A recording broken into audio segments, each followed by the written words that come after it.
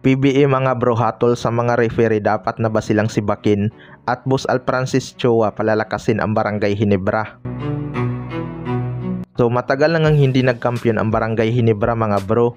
Huli nga silang nagkampiyon ay noon pang 2023 kalaban ang Bay Area Dragons. Magtatlong taon na nga silang nabibigo kaya gano'n na lang sila kagutom magkampiyon. May chance naman sana sila ngayong Philippine Cup kung hindi lang sila nasilat ng SMB. Pero ayon nga sa source mga bro ay posibleng palalakasin pa ni Boss Alfrancis Chua ang Barangay Ginebra dahil mas mahirap na nga ang laban na next season. Malakas naman kung titingnan natin ang kanilang lineup mga bro, pero dihado talaga sila pagdating sa big man. Nandyan naman si Japit Aguilar pero ang kanyang mga backup nga ay sina Raymond Aguilar at Ben Adamos. Itong si Raymond Aguilar mga bro ay masipag naman to dumipinsa at nakikipagpisikalan talaga. Hindi nga lang mabigyan ng mahabang minuto dahil matakaw din siya sa foul. Si Ben Adamos naman ay hindi siya yung tipo ng center na kayang makipagbasagan ng muka sa ilalim. Iba pa rin talaga yung mayroon silang legit na poste sa ilalim mga bro na kayang makipagbakbakan. Tataas din ang kumpiyansa ng kanilang mga shooter kapag mayroon silang maaasahan na big man sa ilalim na handang kumuha kapag nagmintis ang kanilang mga tira. Isa nga si Mutaw Tua sa mga tinitingnan nila na kunin ng Barangay Ginebra kapag naging free agent ito. Loaded naman na kasi sa big man ang SMB. Sa kabilang banda naman mga bro, PBA hatol sa mga referee, dapat na ba silang sibakin?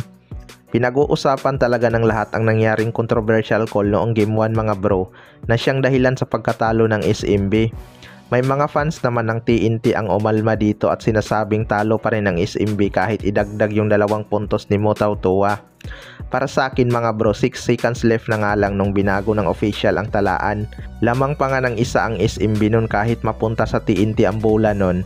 Hindi naman siguro sila mag-commit ng foul hanggang maubos ang oras dahil lamang sila ng 1 point.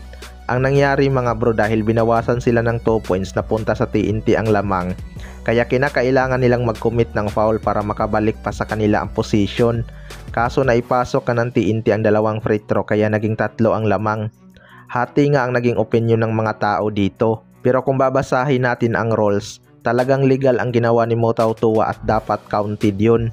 Gusto nga ng ibang fans na sibakin ang mga official sa game na yun mga bro. Kapag suspended lang kasi ang mangyari, may tendency pa rin na mauulit ang nangyari na yan.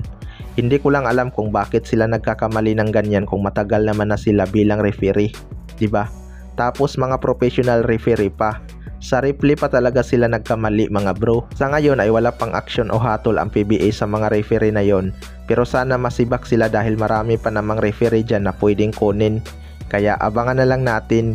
Kayo mga bro, ano masasabi nyo tungkol dito?